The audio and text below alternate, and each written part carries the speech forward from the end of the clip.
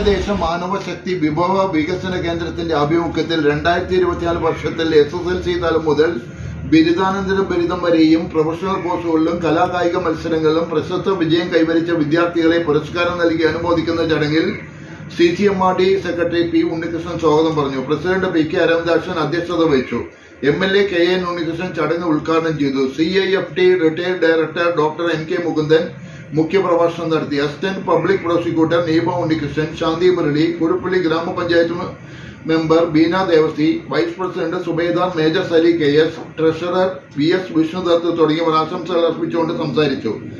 തുടർന്ന് പ്രശസ്ത വിജയം കൈവരിച്ച വിദ്യാർത്ഥികളെ അനുമോദിച്ച് +2 ഉയർന്ന മാർക്ക് നേടിയ കുമാരി ഗീതുവിന് സ്പെഷ്യൽ ക്യാഷ് അവാർഡും +2 മുതൽ പഠിച്ചുകൊണ്ടിരിക്കുന്ന വിദ്യാർത്ഥികൾക്ക് സ്കോളർഷിപ്പ് വിതരണവും ഉണ്ടായിരുന്നു. ജോയിന്റ് സെക്രട്ടറി ചവൻ ലായ് ചടങ്ങിൽ നന്ദി പറഞ്ഞു.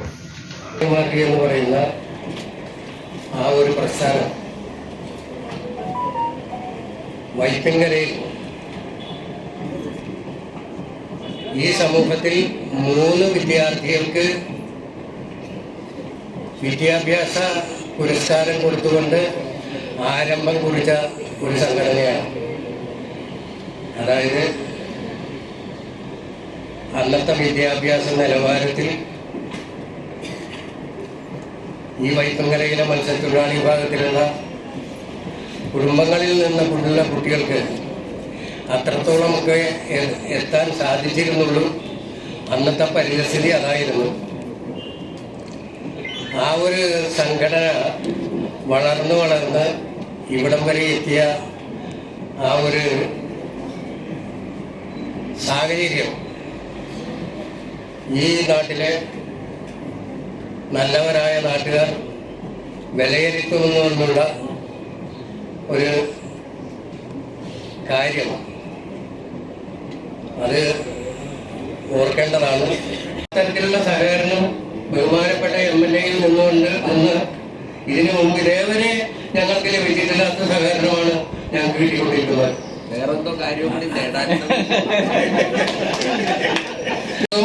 അതിനുവേണ്ടി ബഹുമാനപ്പെട്ട MLA ശ്രീ PN ഉണ്ണികൃഷ്ണൻ ഞങ്ങളുടെ കൂടെ KN ഉണ്ണികൃഷ്ണൻ ഞങ്ങളുടെ കൂടെ ഉണ്ടാകും എന്നുള്ള അടിയുറച്ച വിശ്വാസം ഞങ്ങൾക്കുണ്ട്. അതിന് അത് പറയാൻ ഞങ്ങൾക്ക് യാതൊരു പഞ്ഞവുമില്ല. കാരണം CCMRD അങ്ങനെ വളർന്നു വന്ന് ഇവിടം വരെയൊക്കെ എത്തിയത് പലരുടെയും സഹായം കൊണ്ടും വളരെയധികം പ്രോത്സാഹനം കൊണ്ടും ഈ സമ്മേളനത്തിലെല്ലാം വിജയങ്ങളും ആശംസകളും നേർന്നുകൊണ്ട് ഈ അനുമോദന സമ്മേളനം ഔപചാരികമായി ഉദ്ഘാടനം ചെയ്യാനും ഞാൻ ആദ്യമേ അറിയിക്കുകയാണ്.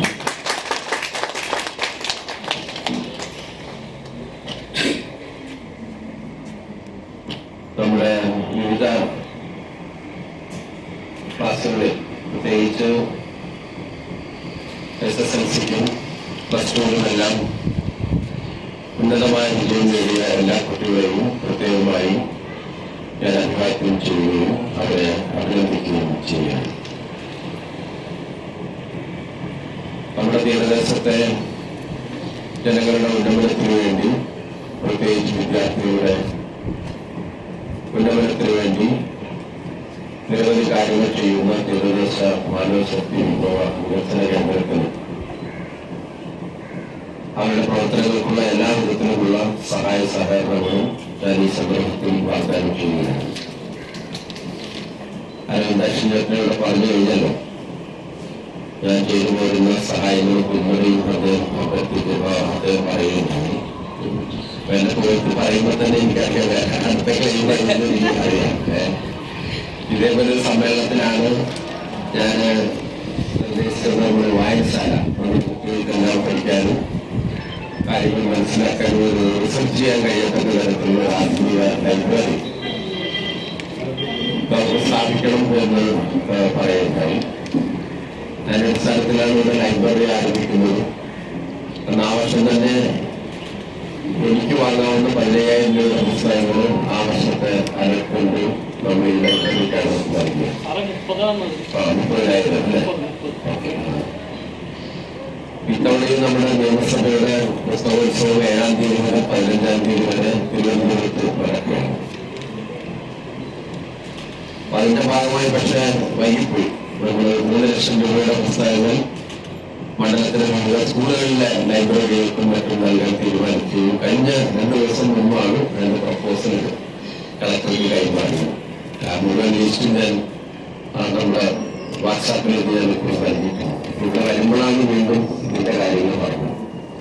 പക്ഷെ നിരാശപ്പെടേണ്ട കാര്യമില്ല. ഞാൻ എന്റെ പ്രവർത്തനത്തിന് കൂടുതൽ കാര്യങ്ങളും വിദ്യാഭ്യാസ മേഖലയ്ക്ക് തന്നെ ഊന്നൽ നൽകുന്നുണ്ട്. നമ്മുടെ കുട്ടികളാണെങ്കിൽ ഭാവിയിൽ നമ്മുടെ കാര്യങ്ങളൊക്കെ നിയന്ത്രിക്കാനും വളർന്നു വരേണ്ടത്. പക്ഷെ നാട്ടിൽ നടക്കുമ്പോൾ ആളുകൾ മുഴുവനും പാലം പണിയുടെ കാര്യവും റോഡിന്റെ കാര്യവും തിരഞ്ഞെടുപ്പിന്റെ കാര്യവും ഇതൊക്കെ വേണം. അപ്പൊ റോഡും പാലവും ഇത് മാത്രമല്ല നമ്മുടെ നാടിന്റെ വികസന പ്രവർത്തനങ്ങൾ. നമ്മുടെ നാടിന്റെ സുസ്ഥിരമായ വികസനത്തിനും മറ്റു പല ഘടകങ്ങളും ഉണ്ടെന്ന് കരുതുന്നതാണ്. അപ്പൊ ആ നിലയിൽ ഞാൻ ആദ്യം മുതൽ തന്നെ ശ്രദ്ധിക്കുന്ന ഒരു കാര്യം, എന്റെ സമഗ്ര വിദ്യാഭ്യാസ പരിപാടിയുടെ ഭാഗമായി കഴിഞ്ഞ 3 വർഷവും നമ്മൾ കുട്ടികളെ വിദ്യാഭ്യാസ അവാർഡ് നൽകി പ്രോത്സാഹിപ്പിക്കുന്നു. ഇതിൽ ഏറ്റവും ഒടുവിൽ കഴിഞ്ഞ പ്രാവശ്യം നടന്നതിൽ ഏറ്റവും പ്രധാനപ്പെട്ട സന്തോഷമുള്ളതാക്കിയ ഒരു കാര്യം സൈലം എന്ന് പറയുന്ന ഗ്രൂപ്പുമായിട്ട് ചേർന്നാണ് നടത്തി. അപ്പൊ അതില് അവരുടെ സ്കോളർഷിപ്പ് 2 ലക്ഷം രൂപ 4 കുട്ടികൾക്ക് നമ്മൾ ആ അവാർഡ്ദാന പരിപാടി നടത്തിയപ്പോൾ 4 കുട്ടികൾക്ക് 8 ലക്ഷം രൂപയുടെ സഹായം സൈലം ഗ്രൂപ്പ് കൊടുക്കുകയുണ്ടായി. പിന്നെ ഒരു പ്രത്യേകത നമ്മൾ കണ്ടത്, അതെല്ലാവരും നമ്മുടെ മാതാപിതാക്കളൊക്കെ ശ്രദ്ധിക്കുന്നത്, അധ്യാപകർ ശ്രദ്ധിക്കേണ്ട ഒരു കാര്യമാണ്. ഞാൻ വരുമ്പോൾ 2021 1200 കുട്ടികളെ അനുമോദിക്കുകയുണ്ടായി. നമ്മുടെ മണ്ഡലത്തിൽ നിന്നും വെളിയിൽ പോയി പഠിക്കുന്ന ഈ മണ്ഡലത്തിലെ കുട്ടികൾ. അടുത്ത വർഷമായപ്പോഴത്തേക്ക് 900 ആയി തുടങ്ങും. ഇന്നത്തെ വർഷം 800 തുടങ്ങും. അപ്പോ അതിന്റെ കുറഞ്ഞു വരുന്നതിന്റെ കാരണം നമ്മൾ പ്രത്യേകം പരിഗണിക്കേണ്ട ഒരു കാര്യമാണ്. എന്തുകൊണ്ടാണ് കുട്ടികളുടെ സ്ട്രെങ്ത് കുറയുന്നില്ലല്ലോ സ്കൂളുകൾ. പക്ഷെ ഉന്നതമായ വിജയം നേടിയ കുട്ടികൾ +2-ലാണെങ്കിലും 10ാം തലത്തിലാണെങ്കിലും അത് കുറഞ്ഞു വരുന്നു എന്നുള്ളൊരു സൂചന ഒരു അപകടം പിടിച്ചൊരു കാര്യമാണ്. അപ്പൊ അതെല്ലാവരും കൂടുതൽ ശ്രദ്ധിക്കുക. സ്കൂളുകൾ ഇതുപോലെ 2 കോടി രൂപയുടെ 4 കോടി രൂപ നമ്മൾ മാറ്റി വെച്ചിട്ടുണ്ട്. അതെല്ലാം ഇപ്പോൾ യാഥാർത്ഥ്യമാകാൻ പോവുകയാണ്. വിദ്യാഭ്യാസ കാര്യങ്ങളിലെല്ലാം ആ തരത്തിൽ ശ്രദ്ധിക്കുന്നുണ്ട്. കടമക്കുടി, അതുപോലെ മുളകാട് തുടങ്ങിയ മേഖലകളിൽ ഇത്തരം കാര്യങ്ങളിലെല്ലാം ശ്രദ്ധിച്ചു പോകുന്നുണ്ട്. വിനോദത്തെയും അതുപോലെ വിജ്ഞാനത്തെയും കൂട്ടിയിണക്കിക്കൊണ്ടുള്ള പദ്ധതികൾക്കാണ് നമ്മൾ ഊന്നൽ നൽകുന്നത്. അതിന്റെ ഭാഗമാണ് 2021 പോലെ ഞാനിപ്പോൾ നടപ്പാക്കുന്ന നിങ്ങൾ ശ്രദ്ധിച്ചിട്ടുണ്ടാവും എന്ന് ഞാൻ കരുതുകയാണ്. കഴിഞ്ഞ ഡിസംബർ 1 മുതൽ ഈ മാസം അവസാനം വരെ നമ്മൾ സംഘടിപ്പിക്കുന്ന വൈപ്പിൻ ഫോക്ലോർ ഫെസ്റ്റ്. അതിലേറ്റവും ആകർഷകമായിട്ടുള്ള 2 കാര്യങ്ങളായിരുന്നു. അതിലൊന്ന്, നമ്മൾ ഈ ക്ലൈമറ്റ് ചേഞ്ചിന്റെ ഘട്ടങ്ങളാണല്ലോ. ലോകത്തെ 800 കോടിയോളം വരുന്ന മനുഷ്യരാശിയെ ഏറ്റവും കൂടുതൽ ഭീതിപ്പെടുത്തുന്ന അല്ലെങ്കിൽ അവർക്കെതിരായ വെല്ലുവിളി ഉയർത്തുന്ന ഒന്നാണ് കാലാവസ്ഥ വ്യതിയാനത്തിന്റെ പ്രശ്നങ്ങൾ. പ്രകൃതിയും ഭൂമിയും തമ്മിലുള്ള മനുഷ്യരും തമ്മിലുള്ള ഊഷ്മളമായ ബന്ധം നിലനിൽക്കണം എന്ന് നമ്മളെല്ലാവരും ആഗ്രഹിക്കുന്നുണ്ട്. പക്ഷെ കാലാവസ്ഥ വ്യതിയാനത്തിന്റെ ധാരാളം പ്രശ്നങ്ങൾ ഉയർന്നു വരുന്നുണ്ട്. അത് പ്രത്യേകിച്ച് വൈപ്പിൻ മണ്ഡലം തീരദേശങ്ങളിലെ ആളുകളെ പ്രത്യേകിച്ച് ദോഷകരമായി ബാധിക്കുന്നു. അതിന് പ്രധാനപ്പെട്ട കാര്യങ്ങളും അതിന്റെ പരിഹാര മാർഗങ്ങളെ സംബന്ധിച്ച് ഈ ഫോക്ലോർ ഫെസ്റ്റിന്റെ ഭാഗമായി പ്ലാനറ്റ് എർത്ത് എന്ന് പറയുന്ന NGO സംഘടനയുമായി സഹകരിച്ചുകൊണ്ട് നമ്മളൊരു വലിയ സെമിനാർ നടത്തുകയുണ്ടായി. ആ സെമിനാറിൽ ഇപ്പോൾ പഠിക്കുന്ന കുട്ടികളാണ് പ്രധാനമായും പങ്കാളികളായിട്ടും നമ്മുടെ പൊതുപ്രവർത്തകരും മറ്റുള്ള ആളുകളും അല്പം കുറവായിരുന്നു.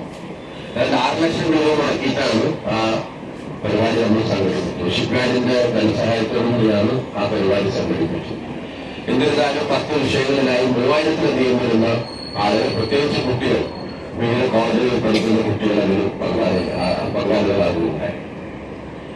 മറ്റൊന്ന്, ഈ പദ്ധതിയുടെ ഭാഗമായി ലോഞ്ച് ചെയ്യണമെന്ന് ആഗ്രഹിച്ച വളരെ പ്രധാനപ്പെട്ട ഒരു പദ്ധതിയാണ് ഡിജിറ്റൽ ലൈബ്രറി എന്നുള്ള ആശയം.